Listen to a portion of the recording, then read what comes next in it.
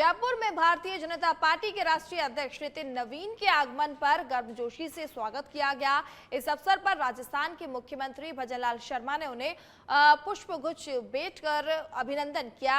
उनके इस दौरे को संगठनात्मक दृष्टि से महत्वपूर्ण माना जा रहा है, जिसमें पार्टी की आगामी रणनीतियों और कार्यकर्ताओं से संवाद की संभावना जताई जा रही है। इस दौरान पूर्व मुख्यमंत्री वसुंधरा राजे, राजस्थान भाजपा प्रभारी राधा मोहन दास अग्रवाल, भाजपा प्रदेशाध्यक्ष मदन राठौड़, डिप्टी सीएम प्रेमचंद बैरवा भी मौजूद रहे। तो सीएम भजनलाल शर्मा ने उनको नितिन नवीन को जो है गुलदस्ता भेंट कर उनका गर्मजोशी के साथ स्वागत किया। तो नितिन नवीन राजस्थान के दौरे पर हैं और इस दौरान उनका स्वागत करने के लिए एयरपोर्ट पर खुद सीएम भजनलाल शर्मा पहुंचे और साथ ही साथ डिप्टी सीएम प्रेमचंद बैरवा भी इस दौरान मौजूद रहे।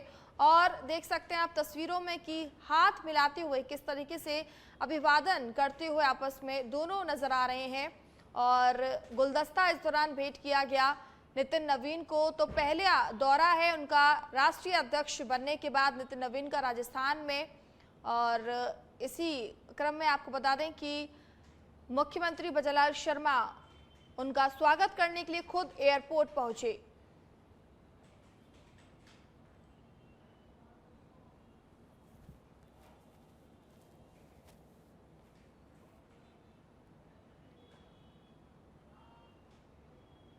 भाजपा के राष्ट्रीय अध्यक्ष बनने के बाद नितिन नवीन पहली बार राजस्थान दौरे पर पहुंचे, जहां टोंक में उन्होंने नवनिर्मित जिला कार्यालय का उद्घाटन किया। इस मौके पर बड़ी संख्या में कार्यकर्ता मौजूद रहे और पारंपरिक अंदाज में उनका भव्य स्वागत किया गया। अपने दौरे के दौरान नितिन नवीन ने वर्चुअल माध्यम से बूंदी, प्रतापगढ़, बाड़मेर, चूरू, डूंगरपुर और पाली जिलों में बने नए पार्टी कार्यालयों का उद्घाटन किया, जबकि जालोर में कार्यालय का शिलान्यास भी किया गया। अपने संबोधन में उन्होंने पार्टी कार्यालय को संगठन की ताकत का केंद्र बताते हुए कहा कि ये केवल भवन नहीं बल्कि विचार और संकल्प के प्रतीक होते हैं, जो कार्यकर्ताओं में ऊर्जा और जिम्मेदारी का भाव जगाते हैं।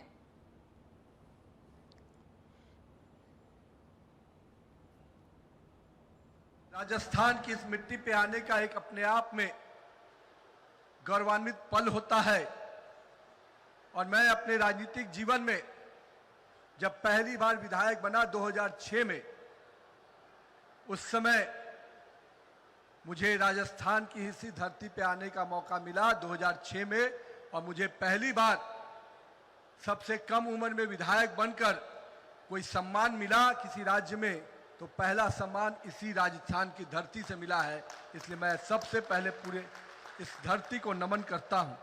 ये धरती शौर्य, बलिदान, स्वाभिमान और जीवंत परंपराओं की साक्षी रही है। ये वो भूमि है जहां के लोग अपने मातृभूमि के लिए सर कटाना गौरव समझते हैं, पर सर झुकाना नहीं। ये ऐसी भूमि है जिसके अपने वैभवशाली इतिहास रहे हैं, जिनको अमर शहीदों से लेकर मातृभूमि की रक्षा के लिए जिन्होंने बलिदान हंसते हंसते दिया हो, ऐसे सुरमाओं की ये भूमि रही है। और हम लोग तो कहते हैं, हमेशा कहते हैं इस बात को कि दाल बाटी चूरमा, दाल बाटी चूरमा। तो हम लोग तो युवा मोर्चा के कालखंड में इन्हीं नारों के साथ राजस्थान के परिचय को सुनते रहे हैं। तो मैं आज पुनः कहता हूं कि राजस्थान की उस पवित्र भूमि को महाराणा प्रताप, पृथ्वीराज चौहान, बाबूजी तेजाजी, रामदेव जी, ऐसे सभी पुरुषों को, महापुरुषों को मैं प्रणाम करता हूं। पार्टी कार्यालय हमारे संगठन विचारधारा गतिविधियों का केंद्र होता है। ये वही स्थान है जब भाजपा के कार्यकर्ताओं को संस्कार मिलते हैं और राष्ट्र प्रथम की भाव की प्रेरणा से काम करते हैं। मित्रों, हम कहते हैं कि जो भारतीय जनता पार्टी के अंदर काम करता है वो राष्ट्र के लिए काम करता है, क्योंकि वो समर्पित कार्यकर्ता होता है। पहले हम देश को मानते हैं, उसके बाद पार्टी को मानते हैं और व्यक्ति हमारा तीसरे स्थान पर होता है। मेरे भाई बहनों, मैं इतना कहना चाहता हूं कि इन कार्यालयों के माध्यम से हमारे संगठन की गति बढ़ी है और आप लगातार देख रहे हैं कि जिस तरह से हमारा कार्यकर्ता लगातार काम कर रहा है। मैं माननीय प्रधानमंत्री जी 2014 में बने तो उन्होंने कहा था कि हर जिले में कार्यालय होना चाहिए, तो धीरे धीरे देश के हर प्रदेश में, हर जिले में कार्यालय हमारा बन रहे हैं। मैं हमारे कुशल नेतृत्व का विजन है, कार्यकर्ताओं को आगे बढ़ाने की सोच है।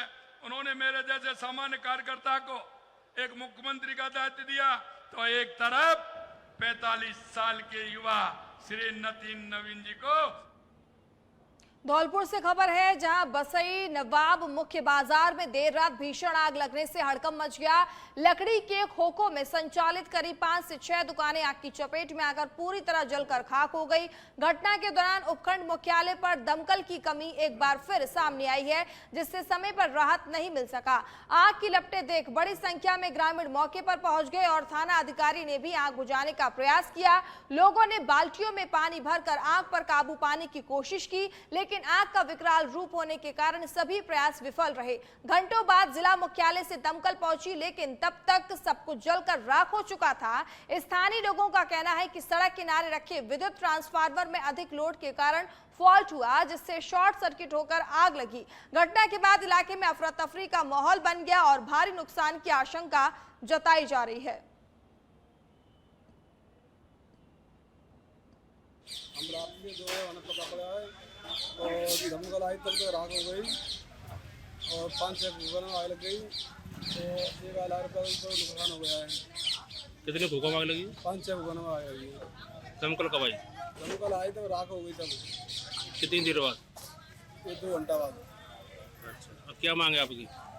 और देखो अजी नुकसान हो बसीनाम में रात्रि करीबन 2 बजे बिजली के शॉर्ट सर्किट की वजह से भीषण अग्निकांड हो गया था। बहुत सी दुकानें जल गईं और अग्निशामक जो वाहन ना होने के कारण, क्योंकि जिला मुख्यालय से अग्निशामक वाहन आता है, जब तक आग पूरा तरीके से जो दुकानें थी वो जल चुकी थी, तो मैं प्रशासन से मांग करता हूँ कि उपखंड स्तर पर जो अग्निशामक वाहन है उसको उपलब्ध कराएं, जिससे आमजन को परेशानी ना हो, क्योंकि भीषण गर्मी का दौर शुरू हो चुका है। चारों तरफ आगजनी की घटनाएं होने लगती हैं, तो प्रशासन से मुंडावर से खबर है, जहां गौ सम्मान आह्वान अभियान के तहत विशाल रैली का आयोजन किया गया। गौ माता को राष्ट्रमाता घोषित करने और गौ हत्या पर पूर्ण प्रतिबंध लगाने की मांग को लेकर आयोजित इस रैली में सैकड़ों गौ भक्तों, ग्रामीणों और संत समाज ने उत्साहपूर्वक भाग लिया। रैली की शुरुआत बल्लूवास मोड़ से हुई, जो उपखंड कार्यालय तक पहुंची, जहां प्रदर्शनकारियों ने जोरदार नारेबाजी करते हुए वातावरण को भक्तिमय बना दिया। हाथों में बैनर, तख्तियां और लगभग 3000 हस्ताक्षरों की प्रतियां लेकर लोगों ने मांगे प्रस्तुत की। इसके बाद प्रतिनिधिमंडल ने मुख्यमंत्री, प्रधानमंत्री और राष्ट्रपति के नाम संबोधित ज्ञापन एसडीएम सृष्टि जैन को सौंपा। ज्ञापन में गौ संरक्षण के लिए सख्त कानून लागू करने, गौ माता को राष्ट्रमाता का दर्जा देने की मांग प्रमुख रूप से रखी गई। इस रैली ने क्षेत्र में गौ संरक्षण के प्रति व्यापक जन समर्थन और जागरूकता को दर्शाया। गौ माता को राष्ट्रमाता का दर्जा दिलाने, राष्ट्रीय धरोहर का सम्मान दिलाने के लिए गौ माता का वध न हो, उसके ऊपर पूर्ण रूप से प्रतिबंध लगे, इस तरह का कानून जो है भारत सरकार बनाए और समान रूप से जो है पूरे देश भर में लागू हो, इस तरह का आग्रहपूर्ण पत्र लेकर के। और आज सभी जो वो अपने जो है साधु संत हैं, धर्माचार्य हैं, आपके गो प्रेमी भक्त हैं, गो सेवक हैं, तो सभी अपने अपने जो है उपखंड कार्यालय में पहुँचे हैं देश भर में, और गौ माता के सम्मान के लिए जो है आज एक आग्रहपूर्ण पत्र जो है देश के राष्ट्रपति जी, देश के प्रधानमंत्री जी, राज्य के जो है राज्यपाल जी और मुख्यमंत्री जी के नाम से वो जो आग्रह पत्र एसडीएम साहब। करौली में बालिकाओं को गर्भाशय ग्रीवा कैंसर से सुरक्षित करने के उद्देश्य से चलाए जा रहे एचपीवी वैक्सीनेशन अभियान का जिला कलेक्टर अक्षय गोदारा ने निरीक्षण किया। वह जिला मुख्यालय स्थल शहरी प्राथमिक स्वास्थ्य केंद्र गणेश गेट पहुंचे, जहां उन्होंने टीकाकरण प्रक्रिया की जानकारी ली और एचपीवी वैक्सीन लगवा चुकी बालिकाओं को सर्टिफिकेट वितरित किए। इस दौरान कलेक्टर ने कहा कि सर्वाइकल कैंसर से बचाव के लिए एचपीवी वैक्सीन बेहद ही महत्वपूर्ण है और अभिभावकों को 14 से 15 वर्ष की बालिकाओं का टीकाकरण अवश्य कराना चाहिए। कार्यक्रम में चिकित्सा विभाग के अधिकारी, नर्सिंग स्टाफ, विद्यालय स्टाफ और अभिभावक भी मौजूद रहे।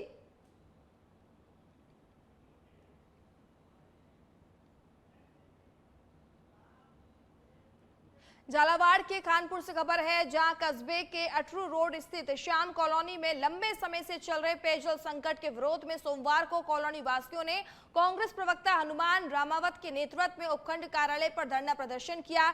लोगों ने खाली बर्तन लेकर नारेबाजी करते हुए करीब 1 घंटे तक विरोध जताया। प्रदर्शनकारियों ने बताया कि वर्ष 2013 में जलापूर्ति की समस्या बनी हुई है और कई बार शिकायतों के बावजूद समाधान नहीं हुआ है। बाद में नायब तहसीलदार को एसडीएम के नाम ज्ञापन सौंपा गया। अधिकारियों ने शीघ्र समाधान का आश्वासन दिया। वहीं प्रदर्शनकारियों ने 7 दिन में समस्या हल नहीं होने पर आंदोलन तेज करने की चेतावनी भी दी है।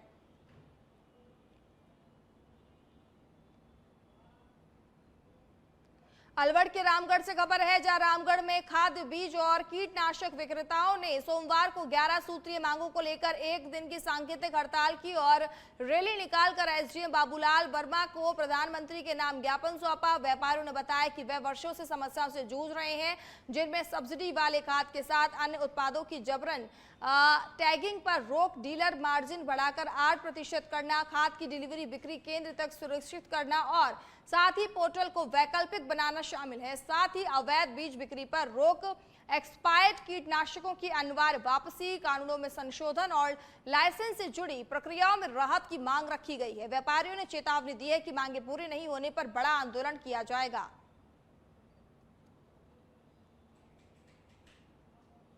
आज प्रदेश व्यापी हड़ताल को देखते हुए लगभग 11 सूत्री मांगों को लेकर श्रीमान एसडीएम साहब को माननीय प्रधानमंत्री महोदय के नाम ज्ञापन प्रेषित किया गया रामगढ़ खाद्य बीज विक्रेता संघ की ओर से।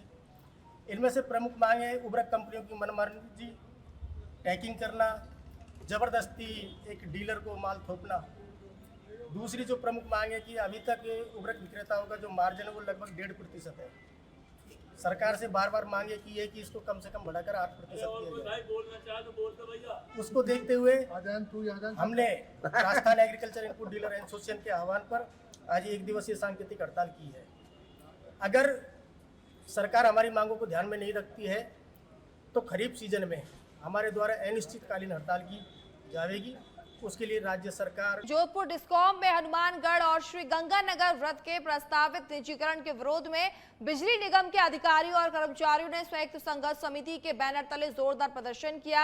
अधीक्षण अभियंता कार्यालय से शुरू हुए आंदोलन में बड़ी संख्या में कर्मचारियों ने कार्य बहिष्कार कर निजीकरण के खिलाफ नारेबाजी की। वक्ताओं ने कहा कि बिजली क्षेत्र को निजी हाथों में सौंपना आमजन, किसानों और छोटे उद्योगों के हितों के खिलाफ है। इससे बिजली दरों में बढ़ोतरी तय है। कर्मचारियों ने चेतावनी दी है कि निजीकरण लागू होने पर सेवाएं प्रभावित होंगी और रोजगार पर भी असर पड़ेगा। प्रदर्शन के बाद रोष मार्च निकालकर जिला कलेक्ट्रेट पहुंचकर ज्ञापन भी सौंपा गया। हम कलेक्टर साहब के सामने ज्ञापन देने आए हैं कि हमारा निजीकरण रोका जाए। निजी कंपनियां हमारे डिपार्टमेंट में आ रही हैं, हम निजीकरण के विरोध में आए हैं। हमारा कम से कम 2,500 हजार कर्मचारी इकट्ठे हुए हैं और गंगानगर और हनुमानगढ़ जिले के निजीकरण रोकने के लिए, क्योंकि हमारे पर खतरा मंडरा रहा है निजीकरण का। हमारी निजीकरण के लेकर आज कर्मचारियों ने बढ़ चढ़कर भाग लिया है और आगे भी हम गंगानगर का भी निजीकरण के विरोध में 1 दिन का प्रदर्शन और धरना करेंगे। जो इस मांग पत्र पर हमारी सुनवाई नहीं होती है तो हम गंगानगर में भी इस तरह का आंदोलन करेंगे। जो निजी कंपनियां यहाँ हमारे जो 95% जो नेटवर्क यहाँ बिछ चुका है उसको अड़पने का जो प्रयास करा जा रहा है, हम पुरजोर इसका विरोध करेंगे। जहां गंगानगर और हनुमानगढ़ का मैं आंकड़ों के माध्यम से बताना चाहूँगा कि पीछे जब 23-24 का था तब भी प्रॉफिट में था यहाँ 125 करोड़ रुपए, हनुमानगढ़ 135 करोड़ था और 125 करोड़ रुपए ये प्रॉफिट। जब 23-24 का आया तो भी प्रॉफिट में, अभी ये 72 करोड़ रुपए में और वो 56 करोड़ रुपए में। और ऑल ओवर डिस्काउंट जहाँ घाटे में था उसमें भी 95 करोड़ रुपए। झुंझुनू के नवलगढ़ उपखंड स्थित परशुराम खेल स्टेडियम की 4 दीवारी हटाने की प्रस्तावित कार्रवाई के विरोध में ग्रामीणों का गुस्सा फूट पड़ा। पूर्व विधायक डॉक्टर राजकुमार शर्मा के नेतृत्व में बड़ी संख्या में ग्रामीण स्टेडियम परिसर में एकत्रित हुए और प्रशासन के खिलाफ जोरदार प्रदर्शन किया। ग्रामीणों का कहना है कि ये स्टेडियम युवाओं के खेल भविष्य से जुड़ा है, ऐसे में इसे हटाना जनहित के खिलाफ है। इसके बाद प्रदर्शनकारी ट्रैक्टरों और वाहनों में सवार होकर एसडीएम कार्यालय पहुंचे और ज्ञापन सौंपा। वहीं एसडीएम कुलदीप सिंह ने बताया कि हाईकोर्ट के आदेश की पालना में ये कार्रवाई प्रस्तावित है।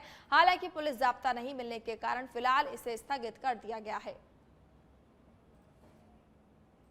पूर्व विधायक साहब के नेतृत्व में प्रदर्शनकारी आए थे, उनसे वार्ता हुई तो उनको ये समझाया कि इसमें माननीय उच्च न्यायालय का जो है खंडपीठ का आदेश है, सिविल कंटेम्प्ट पिटीशन है ओम प्रकाश नाम दिनेश कुमार, उसमें माननीय उच्च न्यायालय ने आदेश दिया है कि जो नदी के बहाव क्षेत्र में जो स्ट्रक्चर है, जिसमें मुख्यतः स्टेडियम की जो चार दीवारी, एक जो बीच में निर्माणाधीन स्ट्रक्चर है जो पूरा नहीं हुआ वो तथा सड़क, उनको हटाने के निर्देश प्राप्त हुआ। तो उसकी अनुपालना में हमारे द्वारा जो कार्रवाई की जा रही थी, परंतु पर्याप्त पुलिस जाब्ते के कारण नहीं की गई है, वर्तमान में कार्रवाई स्थगित। जालोर जिले में अवैध बजरी को लेकर दो गुटों के बीच विवाद इतना बढ़ गया कि मामला हिंसक झड़प में बदल गया। इस दौरान दोनों पक्षों के बीच मारपीट हुई और एक वाहन में जमकर तोड़फोड़ की गई, जिससे इलाके में अफरा तफरी मच गई। घटना में कुछ लोगों के घायल होने की सूचना है, जिन्हें उपचार के लिए अस्पताल पहुंचाया गया, जहां उनका मेडिकल भी कराया जा रहा है। घटना के बाद एक पक्ष कोतवाली थाने पहुंचा और मामले में शिकायत दर्ज करवाई गई। पुलिस ने पूरे प्रकरण को गंभीरता से लेते हुए जांच शुरू कर दी और क्षेत्र में शांति व्यवस्था बनाए रखने के लिए निगरानी बढ़ा दी गई है।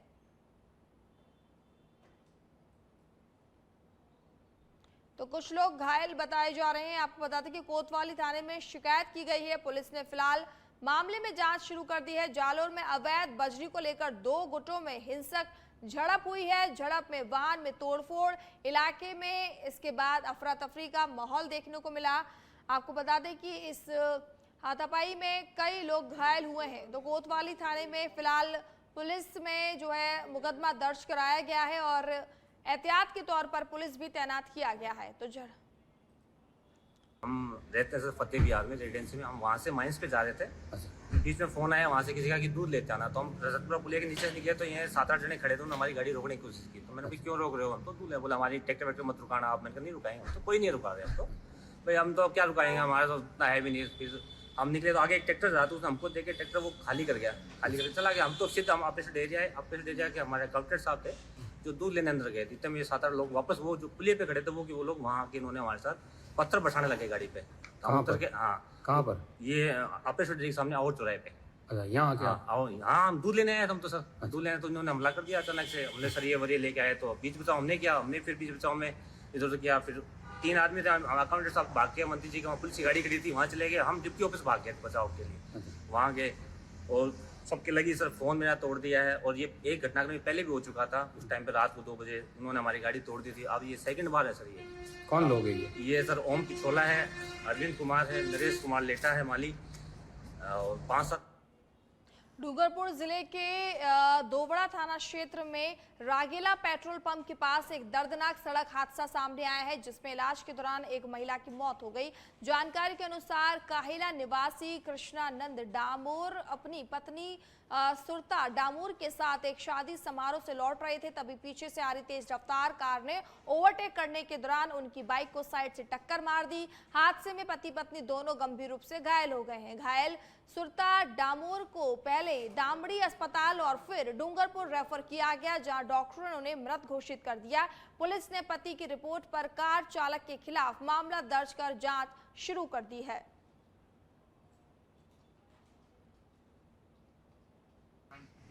और उसकी पत्नी दोनों शादी समारोह में पाटला चौकीसा गए थे। वहाँ से वापस दोनों अपनी मोटरसाइकिल से आ रहे थे कि रागेला बस स्टैंड के आसपास एक कार जिसके नंबर RJ12CT 1147 के चालक द्वारा गाड़ी को तेज़ गति से लापरवाही से चलाने से एक्सीडेंट किया, जिससे जो उसकी पत्नी थी उसके हेड इंजरी से उसकी मृत्यु हो गई है और पार्थिव को भी लगा है और प्रकरण दर्ज कर दिया गया, क्लेम कराया जा रहा है और प्रकरण का अनुसार। बीकानेर में 25 से 27 अप्रैल तक आयोजित राजस्थान राज्य सब जूनियर और जूनियर पावर लिफ्टिंग प्रतियोगिता में डीग जिले के खिलाड़ियों ने शानदार प्रदर्शन किया। प्रतियोगिता में 83 किलोग्राम वर्ग में योगेंद्र सोगरवाल ने 740 किलोग्राम वजन उठाकर स्वर्ण पदक अपने नाम किया। वहीं 66 किलोग्राम वर्ग में मयंक डागर ने 620 किलोग्राम भार उठाकर रजत पद हासिल किया है। खिलाड़ियों के इस बेहतरीन प्रदर्शन से जिले में खुशी का माहौल है। खास बात यह रही कि योगेंद्र सोगरवाल का चयन अब राष्ट्रीय पावर लिफ्टिंग प्रतियोगिता के लिए भी हो गया है, जहां वे राजस्थान टीम का प्रतिनिधित्व करेंगे। ये जानकारी संघ के अध्यक्ष अमन ने दी।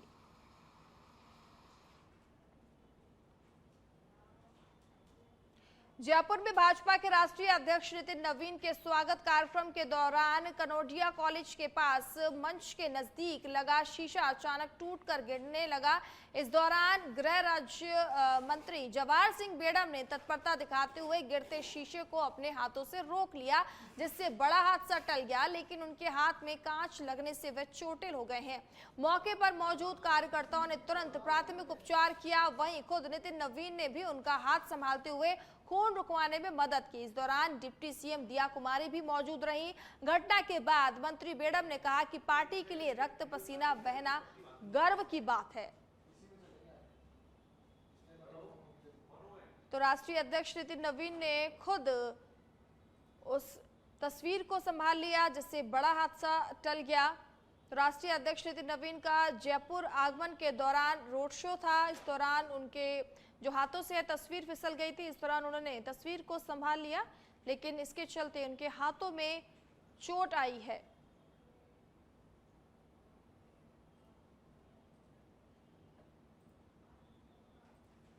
और इस खबर पर ज्यादा जानकारी के लिए पॉलिटिकल एडिटर लाल सिंह फौजदार जुड़ चुके हैं। लाल सिंह, ये घटना हुई है और हाथों से जो तस्वीर उन्होंने संभाली, कहीं ना कहीं वो चोटिल भी हो गए और उनका कहना ये भी है कि पार्टी के लिए वो कुछ भी कर सकते हैं। देखिए मानसी, इस घटना के कई पहलू हैं। एक और जहां गृह राज्य मंत्री जवाहर सिंह बेड़म का ये कहना कि जिस पार्टी को वटवृक्ष बनाने के लिए हजारों कार्यकर्ताओं ने अपना खून और पसीना बहा है, उस पार्टी के लिए मैं पसीना और खून इसी तरह बहाता रहूंगा, ये मेरे लिए गर्व की बात है। तो वही दूसरी तस्वीर एक कार्यकर्ता को बेहद गर्वित करती है, खासकर भारतीय जनता पार्टी के कार्यकर्ताओं को। घटनाक्रम मानसी थोड़ा इस तरह हुआ, जब पहली बार भाजपा के राष्ट्रीय अध्यक्ष नितिन नवीन जयपुर पहुंचते हैं तो उनका भव्य स्वागत पार्टी की ओर से किया जा रहा था। 11 स्थानों पर उनके स्वागत के लिए अलग अलग कार्यकर्ताओं को जिम्मेदारी दी गई। विद्याधर नगर विधानसभा क्षेत्र के कार्यकर्ताओं को जिम्मेदारी दी गई कनोडिया कॉलेज के बाहर। वहां पर डिप्टी सीएम दिया कुमारी, गृह राज्य मंत्री जवाहर सिंह बेड़म, इसके साथ ही पार्टी के तमाम पदाधिकारी, शहर जिलाध्यक्ष अमित गोयल सहित तमाम कार्यकर्ता मौजूद थे। जैसे ही पार्टी के राष्ट्रीय अध्यक्ष नितिन नवीन पहुंचे, कार्यकर्ताओं में जोश था। गोविंद की नगरी में आए हैं तो गोविंद देव जी की जो मूर्ति है उनको भेंट की जा रही, तस्वीर उनको भेंट की जा रही थी। तो जब उनको तस्वीर दी जा रही थी, उसी वक्त क्योंकि कार्यकर्ता जोश में थे, नारेबाजी कर रहे थे, तो एक शीशा का टुकड़ा टूट गया मानसी। और जब जैसे राष्ट्रीय अध्यक्ष को वो तस्वीर भेंट की जा रही थी तो जवाहर सिंह बेड़म उसको दे रहे थे। अचानक उनका ध्यान जाता है कि एक शीशा का टुकड़ा टूटकर गिरने वाला है, तो वो अगर गिर जाता तो राष्ट्रीय अध्यक्ष चोटिल हो सकते थे, क्योंकि मुख्यमंत्री भजनलाल शर्मा भी पास में ही थे। इसके अलावा और पार्टी कार्यकर्ता थे, डिप्टी सीएम दिया कुमारी भी उनके साथ थी। लेकिन ज्यादा आशंका इस बात की थी कि राष्ट्रीय अध्यक्ष खुद नितिन नवीन चोटिल हो सकते थे। तो जवाहर सिंह बेड़म ने जैसे ही इसको देखा, तुरंत उन्होंने अपना हाथ उस टूटे हुए शीशे को पकड़ने में लगा दिया और शीशे का टुकड़ा उसके सीधे हथेली में धंस गया। रक्त बहने लग गया, लेकिन जैसे ही उन्होंने जब हाथ नीचे किया तो रक्त बहने लगा। रक्त इतना ज्यादा बहा क्योंकि राष्ट्रीय अध्यक्ष का ध्यान भी उस ओर चला गया। जैसे ही देखा कि गृह राज्य मंत्री जवाहर सिंह बेड़म की हथेली से रक्त बह रहा है, तुरंत राष्ट्रीय अध्यक्ष ने उनके ही गले में जो तौलिया पहन रखी थी उसका टुकड़ा फाड़ा और जवाहर सिंह बेड़म की हथेली पर बांध दिया। इसके बाद जब हमने जवाहर सिंह बेड़म से पूछा, क्योंकि ये घटनाक्रम हो गया और राष्ट्रीय अध्यक्ष वहां से आगे गंतव्य की रवाना हो गए, लेकिन उस वक्त जब इस दृश्य को देखा तो न केवल खुद गृह राज्य मंत्री जवाहर सिंह बेड़म अभिभूत हुए, बल्कि पार्टी के तमाम लोग कार्यकर्ता और पदाधिकारी ने जब ये देखा तो उनको भी एक गर्व हुआ कि हम उस पार्टी के कार्यकर्ता हैं जिसके राष्ट्रीय अध्यक्ष नितिन नवीन ने यह बात तक ध्यान में रखी कि कार्यकर्ता चोटिल हुआ है तो खुद बढ़कर उस रक्त को थामा, रोका और तौलिए का टुकड़ा बांध दिया। और यही नहीं, उनके हालचाल पूछे और उनको आगाह किया कि आप इस पर मर्रम पट्टी करवाएंगे। इसके बाद राष्ट्रीय अध्यक्ष जी। रवाना हुए। जब इस पूरी घटनाक्रम को मानसी हमने जवाहर सिंह बेगम से पूछा तो उन्होंने कहा कि ये पूरा घटनाक्रम जो कि मैं दर्शकों को बता रहा हूँ सच में रख के, यही बात उन्होंने हमसे कहा। लेकिन उन्होंने एक बड़ी बात कही कि ये मेरे लिए गर्व की बात है, ये मेरे लिए गौरव का क्षण है कि आज पार्टी के लिए, क्योंकि जब हजारों कार्यकर्ताओं ने इस तरह खून बहा है, रक्त जी, बहा है, बहुत बहुत पसीना बहा है, धन्यवाद लाल सिंह तमाम जानकारी देने के लिए।